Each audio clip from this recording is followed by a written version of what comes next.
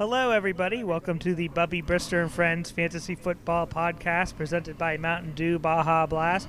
Bubby is on vacation this week, so I'm joined as always by Nick. Nick, what do you say we just dig into these two playoff games? Yeah, let's jump in this, guys. Merry Christmas. Yeah, Merry Christmas to two people this week, and then two people had a sad Christmas. All right, we will start with the Lionheart versus MVP game. This was Brindle, who was 8-6, riding a 5-game winning streak, versus number one seed Spawn, who was 11-3. This game was amazing. This is one of the best fantasy playoff games you'll ever see. 189 to 185. A number 6 seed beat a number 1 seed. What do you see here? There's a lot. I'm frustrated. I'm angry. Because these are one of these moments when I say something and it comes true and it bites me in the ass. I predicted MVP to win. MVP did not win this time because Jeudy. I'm looking at Jeudy because I said his quarterback is Dorian, whatever the hell his initials are. You know what I mean? So Judy's going to turn into a pumpkin. I literally said that. I was like, dude, he's on pumpkin watch because his quarterback is not Jameis Winston. Jameis Winston will throw to the moon. 4 touchdowns, 4 interceptions. 2 of them were in pick sixes. You know what I mean? He'll do that. Dorian Gray, whatever the fuck his name was, I don't know. Snorian. Snorian. Thompson. But yeah. If he would have played any other receiver he had, if you would have played Debo, you know what I mean, at one time he could play Debo this year. Debo could have came through for him. He could play Tank Dell, you know what I mean, before he got injured. Money. If he'd have paid any other wide receiver other than that, he would have been fine. But he didn't, and it sucks. And I know he's gonna kick himself in the ass for that. It sucks. He had a really good showing, fantasy wise. Lionheart, but I also said the thing is the Lionheart, he had the matchup when it comes to people he's facing. The Detroit Lions played the Chicago Bears, which is I think a dumpster fire is too nice to say. I would say maybe it's just a landfill set ablaze with porno magazines. That's literally it is. It's just bad times out there. It's just Chicago's. I've never seen this bad before, and Detroit rolled them quickly, you know, and that's with a bad showing with K. Miller from New Orleans with 6 points. You know what I mean? But Green Bay absolutely smashed New Orleans. 32 points on defense. 32 points on a Monday night in a must-win from your defense is incredible. Like, I had talked to him on Sunday, and he was upset that he didn't play the Lions defense, which got him 13 points. And Green Bay pitched the first shutout of the NFL season in the regular season, and yeah, I'm just speechless that he won like that. Kendre Miller, like you said, 6 points. He also had him Monday night. I guess he needed his 6 points even, but he needed every that's bit crazy. Of it. I'm just shocked because like Green Bay scored 32 points without scoring a defensive touchdown. There's no touchdown. It's just an interception, a fumble recovery, 0 points given. Like New Orleans was that bad, and like the major stat you said was that's the first shutout this year. Shutouts in NFL nowadays are enigmas because you at least get 3. Because kickers kick farther are now. So good nowadays. Yeah, they're really good now. The Cowboy kicker was hitting 60-yarders. Like, you know what I mean? Like that's the main reason why Dallas won Sunday night with like dude was kicking field goals from like the other end zone. It felt like so it was always opportunity for New Orleans to score 0.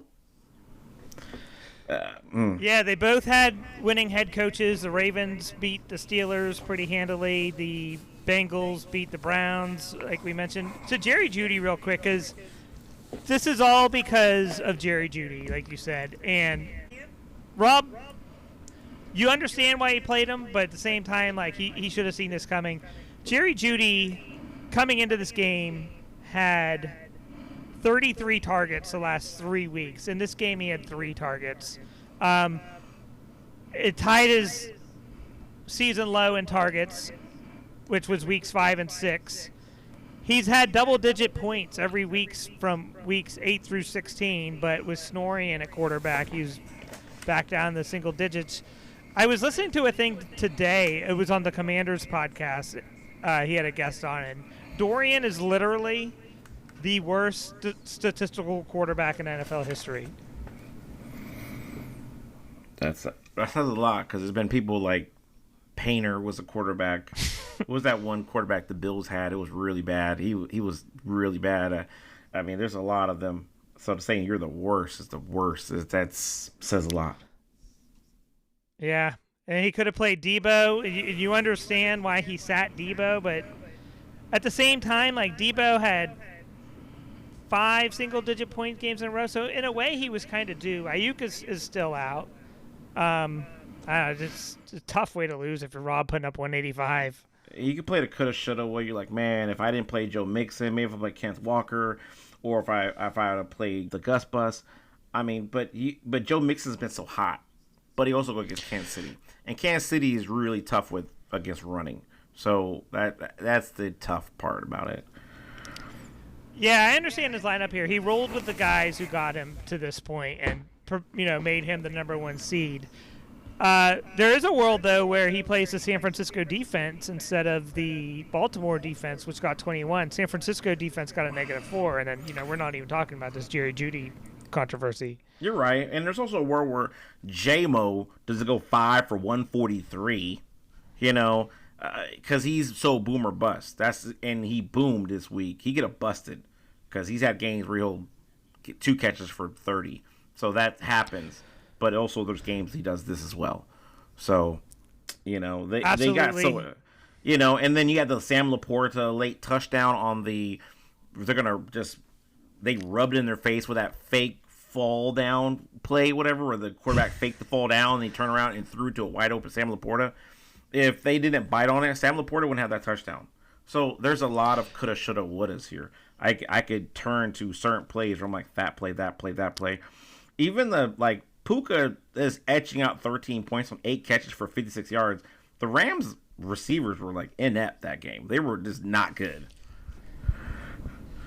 Yeah, I think Stafford's pretty much washed at this point. To J-Mo real quick, he had 15 points on 1 catch. He had an 82-yard touchdown catch. That's 8 points for the 82 yards, and then the catch is 9 points, and then the 6 points for the touchdown. Like you said, without that catch, he loses this game by 10 points. Yeah. So it's you hate to see it like this. You hate for your number 1 to be the number 1 seed and go out like that. We went out on a nail biter, and a lot of coulda, shoulda, wouldas there in this game. But MVP had a good season, and that's why we played the games. Season. And he front runned all season. No one was threatening coming close to him all season. Pour one out for MVP or the newcomer learning, because I guess he's still learning here. Next year to stick to one name and call it a day. And Lionheart riding the tide of the greatest season Detroit's ever had. Yeah, he's been a Lions fan for 30 years. He's not bandwagon here. I remember when he declared himself as a Lions fan. We all got Tecmo Bowl one weekend, and he sat in his room for 3 days playing Tecmo Bowl, and he reemerged and he said, "I love Barry Sanders," and he's been a Lions fan ever since. And it's been pretty funny making fun of him up until these last 2 years. All right, well, yeah, that's enough on that game. I have nothing else there. Yeah, that's it. 185. You're not going to lose very many games scoring 185. That is true. To the next playoff game was Punishers versus Smashhawk. I took Punishers, right? Didn't you write this down and you took Smashhawk? Yeah, you took Punishers. I took Smashhawk. Yes. Ooh, so I went 2-0 on our picks. Yes, you did. All right, yeah. Punishers won this one, 193 to 169. 169, another good showing. The right 4 teams made the Final Four, I think you could say. There were no pretenders in this group. Yeah, there's no pretenders. Definitely, Smashhawk, the tight end situation, that sucks. Because I don't think I've ever seen anybody start Mr. Strange all year. So that's an interesting start. With that. Oh, wait. I want to talk about that real quick. So Strange, I can't remember who he played at tight end last week, but we pointed it out as like a problem area for him. Strange was coming off 11 catches on 12 targets, 73 yards, 18 points against the Jets last week. So, like, the dart made sense, even though this is an absolute no-name who is only owned in 15% of leagues. Ingram's out now, so he probably just said, well, the pass has got to go to somebody, so it'll go to him instead, maybe? No, he played Juwan Johnson last week. Juwan Johnson, New Orleans. Okay. Who got him 3 points. Smashhawk, it's tough because he started Tua, like we said. Rightfully, he had to start Tua because the previous week he started not so great quarterback, and we were like, that's a major issue. Kyron Williams always did a heavy lifting for him all season. No problem there. P. Taylor Jr. So he started somebody in San Fran running room. So she got there. But it didn't really work out for them there. San Francisco is losing their luster. This will be a tough offseason for them. But A.J. Brown and Smith Jigma both pulling in 23 points is very interesting there. McMillan for Tampa has been scoring a touchdown like last 3 weeks, I think now. So he's emerging, but he still has the case of drops. He should have had a touchdown this past weekend for real. There should have been 2 touchdowns, but the one guy ripped the ball from him because he's weak hands, I guess. I don't explain. And he had that special case of the illustrious 55 points from fantasy special teams. Yeah, 33 from the Falcons, who demolished the Giants 34-7. On the other side, Punisher's got 29 from his defense and 52 from his fantasy special teams. To A.J. Brown real quick, he did a number on the Commanders. Marshawn Lattimore couldn't cover him. He re-injured his hamstring, and then they had St. Just on him. There's like 70 yards in defensive pass interference yards that isn't in A.J. Brown's box score here. Tough not being able to play Alvin Kamara in your, playoff game. That right. is... Yeah. Alvin Kamara carried y'all there, and he would at least gave you 23. So he would have made this game a lot closer. Maybe, hell, even 30. Green Bay wouldn't have shut out. That would have, if Alvin Kamara played another game, the other game we just talked about would have been affected. Because they only scored some points. And then, so that's how these games really, how these fantasy games really interconnect. But yeah, Baltimore rolled Pittsburgh. Like you said, beat them handily. Lamar, 3 touchdowns. Derrick Henry is sole reason why Baltimore is a major problem this year. I know everybody's giving Lamar Jackson this credit, but Derrick Henry, 162 yards on the Pittsburgh Steelers, unheard of. That's just, and he did an absolute monster game this past Christmas. You saw that. So Derrick Henry's making Lamar Jackson's life really easy by just being the hammer that he is. Chuba Hubbard, 152 yards, 2 touchdowns. He's the high scorer of their team, which is crazy to even think about that because, yeah. But Chuba Hubbard had a hell of a game to give Carolina a win. Since when? They have a win. How about that? So, yeah. Yeah, bounce back game from Chuba Hubbard. Last week he was 10 carries, 32 yards, 12 points. This week 25 carries, 152 yards, 2 touchdowns for 42 points. He also had 4 catches, even though it was only for 13 yards. Yeah. Tua, he played him last week, got nothing out of him. This week he got a mediocre 18. He did add Michael Penix. Remember I suggested that as a dart. Yeah, he wisely didn't play him though. Penix, though, looked good. I watched a good chunk of that on the condensed game because I was curious about him. His numbers aren't really there. They didn't need him to do anything either because the Giants were shitting all over themselves the whole game. But Penix looks like his arm is ridiculous. He's going to be fun to watch. Maybe he can unlock those other guys in Atlanta finally. Terry McLaurin, 5 catches, 60 yards. He has scored 6 touchdowns in the last 4 weeks. He is questionable, though, heading into the championship game. We'll preview that in a minute. Yeah, nothing else here. Just Lamar, Henry, Chuba, And then he if Punishers gets the numbers he got from his special teams, he's not going to lose. That is true. Jonnu Smith even had another 12, 6 catches, 62 Jonnu yards. Smith came in and did some work. Yeah, he's been huge for Punishers since he added him in October. ATN, not good though. That was his first round pick. He only had 22 yards. I mean, he's not a total bust, but he's pretty damn close. So let's get right into the championship game. Well, who's your player of the week? Oh, let's give it for me. I give it to Chuba Hubbard, man. He's the guy that on a team with Lamar and Derrick Henry outscored them both, and helped them get that win there. So why not? Yeah, good point. I went with the Packers defense, just pitching a shutout at the absolute right time. Like, how often is your defense going to put up 30-plus points for you to come back and win against the number 1 seed who already put up 185? Right. I mean, you could deal with this. You could understand the stress him watching because when that fans team pops up, you see the points he score, and then that number goes down. It always goes down. Yeah. So you're like, man, how much I'm gonna lose this game by. This is gonna suck. And then all of a sudden, it's like the number never moved. It actually is going up. What's happening? It's going up. Saints can't even get their kicking team on the field. Right. So absolute inept by the Saints.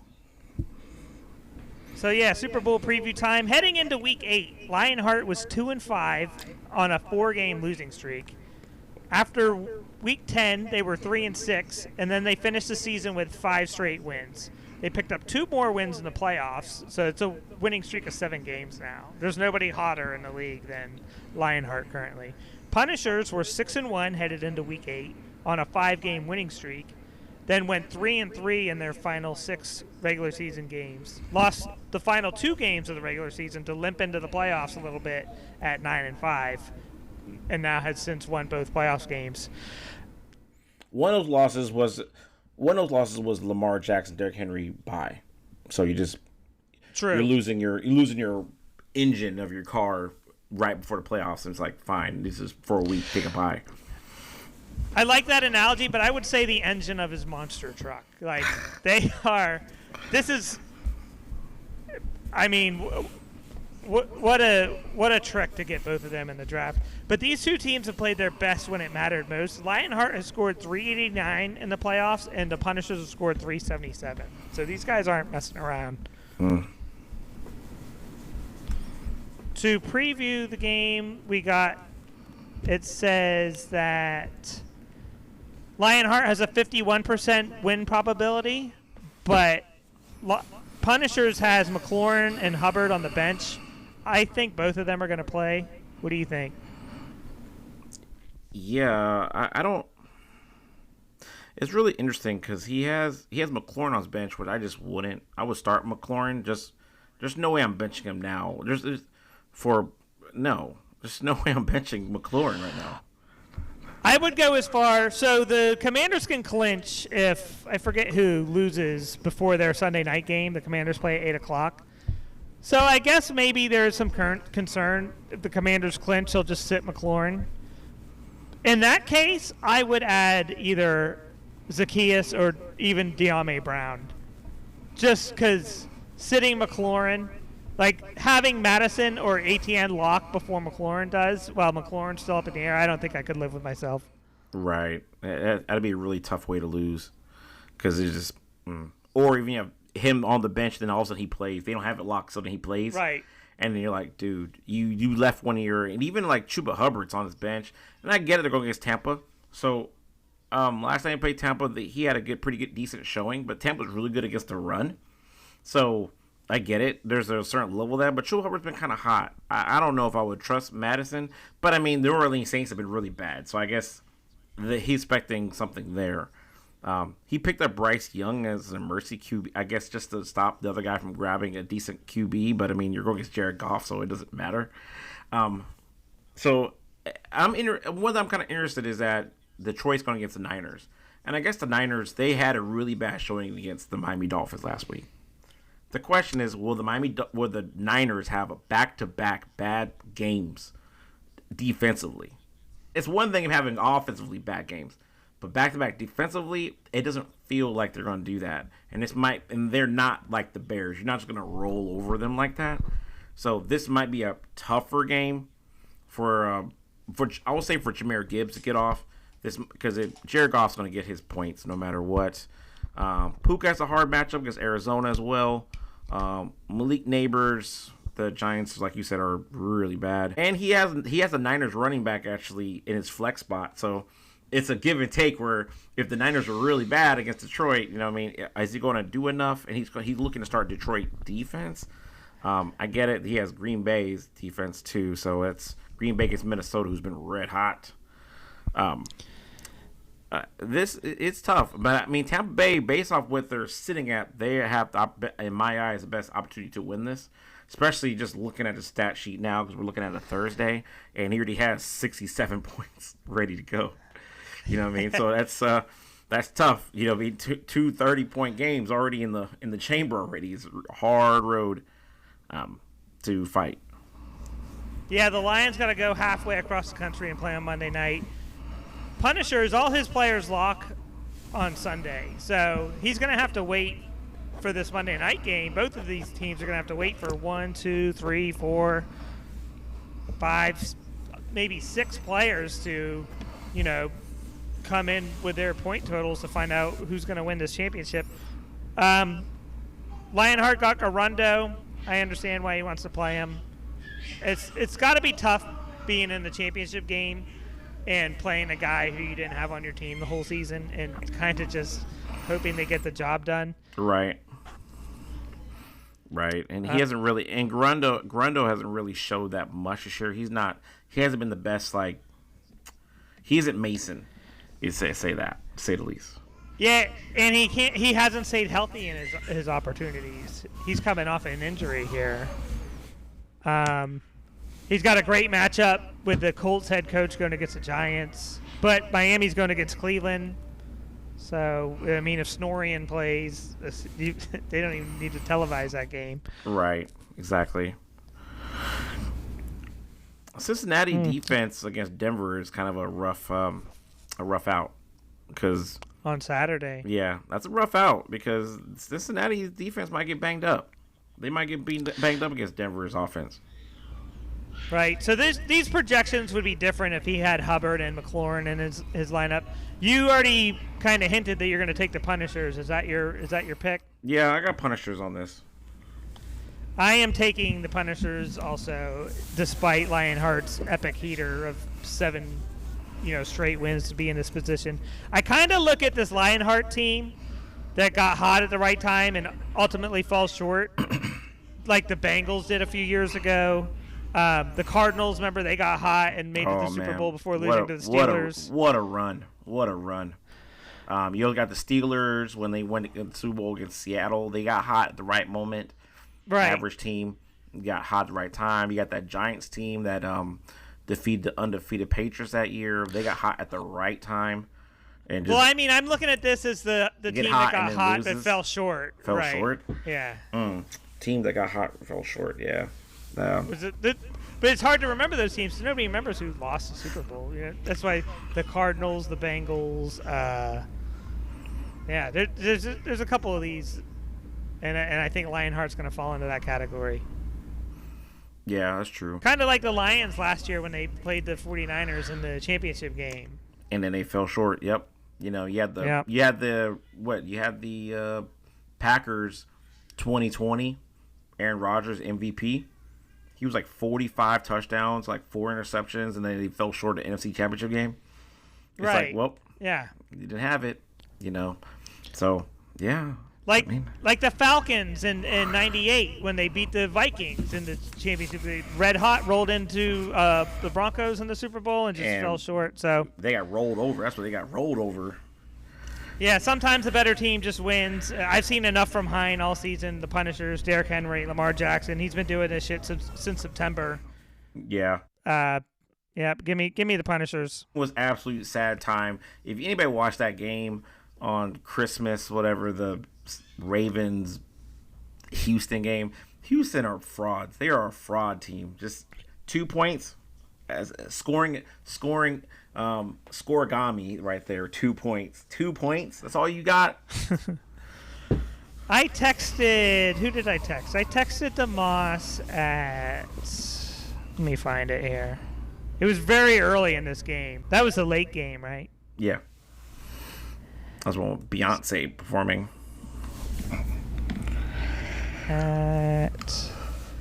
Okay, so I texted him at 4:55. I said the Ravens are going to win this like 40-14. You know, at that point it was like 10-0 or whatever. Just because you could just tell. Sometimes you could just tell, like, oh, one team didn't show up today, and the other team is on point.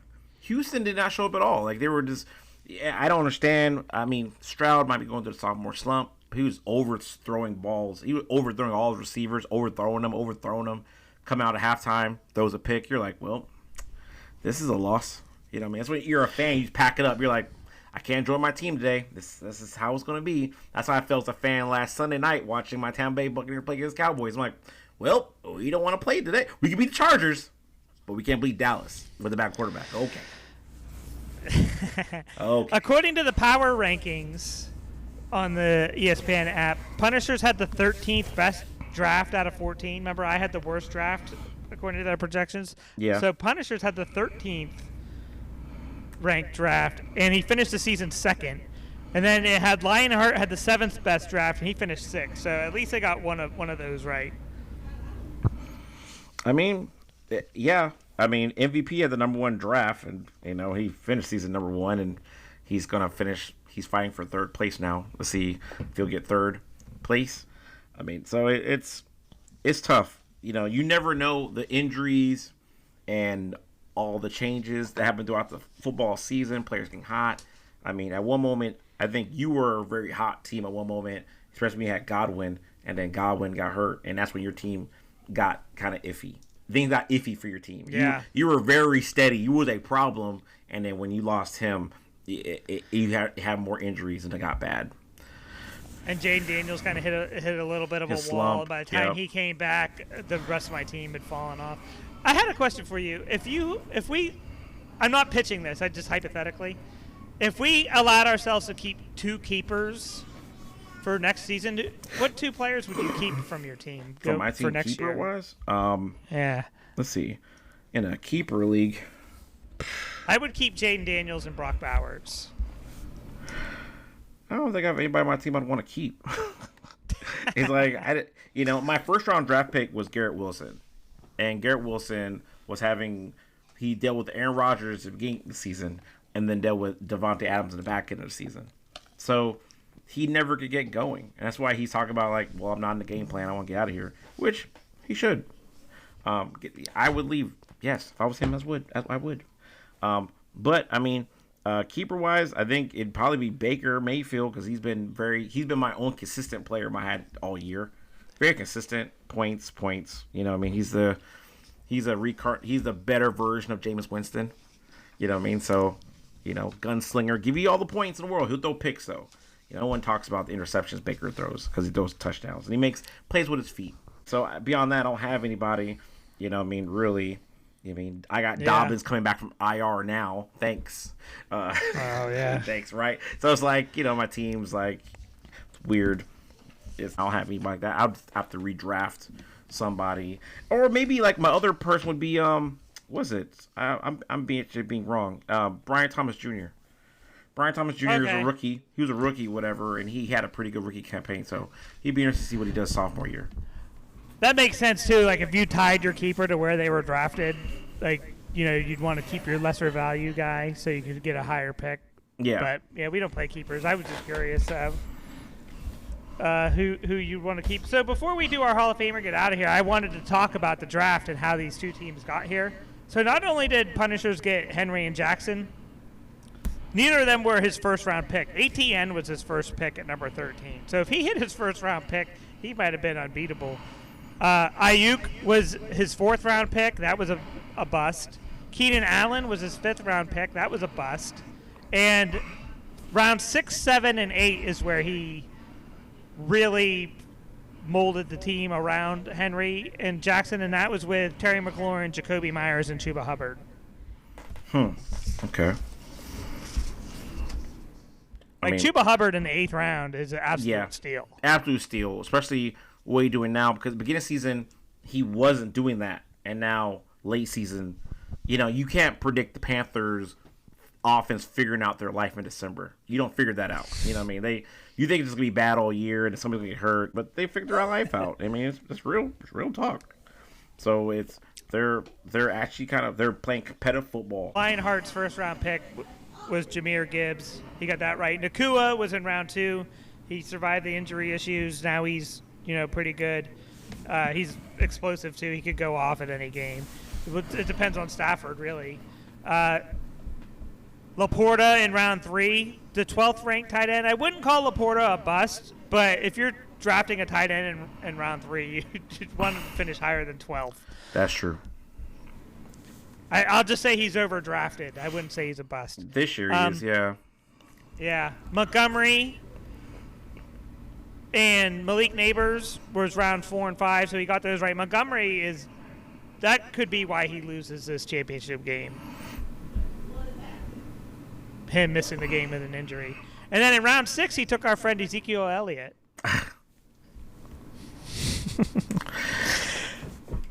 And Jamison Williams in round 9, we know he just basically won his last game for him with a 15-point catch. And then Jared Goff in round 10.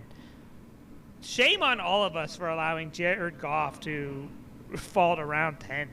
Especially in a year where, quarterbacks are back for fantasy. You can't just rely on taking any quarterback between the 5th and 15th ranked quarterbacks and them all being the same. That was just a thing that happened for a couple of years. Those days are over. You got to have an elite quarterback again. I mean, Jared Goff this year was doing something you never really saw. I mean, Jared Goff was doing stuff that we know he could do. The problem is that he did at such a high. Detroit was doing at such a high clip that we can't say shame on us, because Jared Goff's always been good at throwing the ball. That's never been his problem. He could throw the ball. You know what I mean? The problem is that he's not super mobile. He doesn't have the intangibles. When plays break down, he can't just make plays. He don't do that. And Detroit, for their credit this year, hasn't run a situation where plays break down. Their plays are right on schedule. They have a really good running game. So Jared Goff plays off the running game and has 5 touchdown games and 4 touchdown games. And, I could do a little dump pass to Jahmyr Gibbs and he takes it 50 yards. Or I could do a screen pass to St. Brown and he takes it 40 yards. J-Mo's deep. I'm going to throw it, chuck it deep, and J-Mo will catch it. I mean, it's just, he's not asked to do too much. You know what I mean? He's not changed the plays. Ben Johnson will get a head coaching job this offseason based off this season. He has to. The iron's too hot. He has to jump. Yeah, he has the pick of the litter probably in terms of what job he wants. Jackson. But so he took Goff in round 10. He took Stafford in round 7. So it's not like he could take a lot of credit for saying, "Oh, I knew Goff was gonna bust out this year with 50-point games." Hine last won the championship in 2018. Brindle last won the championship in 2011 before his hiatus. So we got a couple former champs here going at it. And it's Hall of Fame time. You ready for this week's Hall of Famer? Let's do it. All right. So last week you brought up Nick Saban choosing Dante Culpepper over Drew Brees. And Drew Brees was coming off a season where he tore his shoulder up in the last game of the season. But he was bad his first 3 seasons in San Diego. And then he turned it around. But before he could turn it around, the Chargers had drafted Phillip Rivers. No, they drafted Eli Manning and traded him for Phillip Rivers. Correct. So that enabled them to let Drew Brees walk as a free agent, where we all know he ends up with the Saints. And, he hooked up with an unproven Sean Payton. So I don't think it's out of the question to wonder if those two guys who are now household names, if they don't fall into each other's laps, what kind of careers do they have?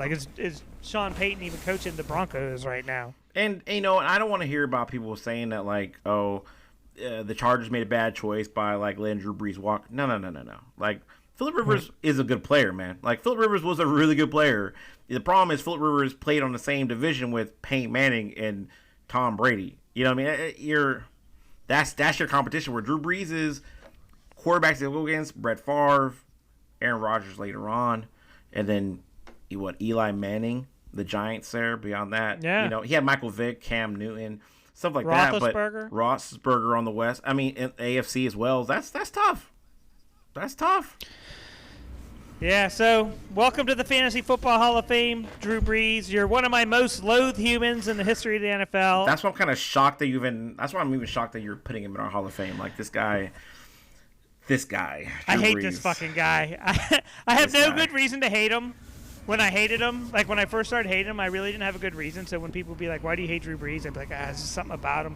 The thing is I know Drew Brees. Like, I look at him and I see people I know in real life and I'm like, I know you, dude. But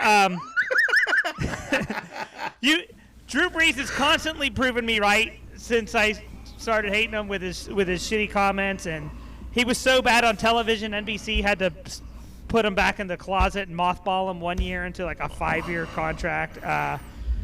But damn it, you were good at throwing football, Drew Brees. You're Super Bowl champion, Super Bowl MVP, 2-time NFL Offensive Player of the Year, Walter Payton NFL Man of the Year, NFL Comeback Player of the Year, first-team All-Pro, 4-time second-team All-Pro, 13-time Pro Bowler, 7-time NFL passing yards leader, 4-time NFL passing touchdowns leader, 2-time NFL passing rating leader, 6-time NFL completion percentage leader. That was one good thing about him is every pass was complete. He was like everything 7 or 8 out of 10.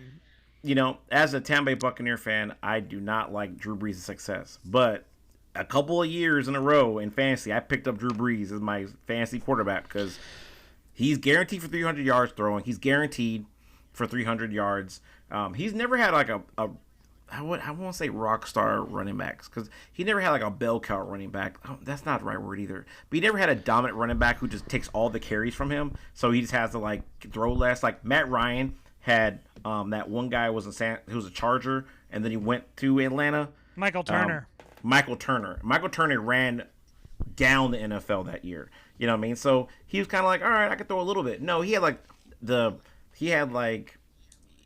back. He was throwing dump offs to Reggie Bush, Kamara, Mark Ingram. He had Pierre one time. Remember that Pierre? Yeah, Pierre Thomas. Pierre Thomas. I mean, he just throwing to like little scat back guys. You know what I mean? Darren Sproles, like he was throwing to him. So it's and he's getting a lot of fantasy value. So as a fantasy Hall of Famer, he deserves it because my man scored a lot of fantasy points in his time. Yeah, you called it. When you got him in a draft, you felt good about it, and you knew you could set it, forget it all season. He never really had a major injury after his Chargers elbow issue or whatever, shoulder, I think it was. But 67.7 career completion percentage, 571 touchdowns, 243 picks, 80,358 passing yards, a 98.7 passer rating. So, yeah, Drew Brees, I might not like you, but you earned your spot. Yeah, you're a respected football player. Yeah. That's it for us this week. We'll be back to crown either Brindle or Rob Hine. And good luck, guys. Enjoy it. Yeah, enjoy it, and I hope you guys have a great holiday. We'll see you guys next week. Peace. Peace.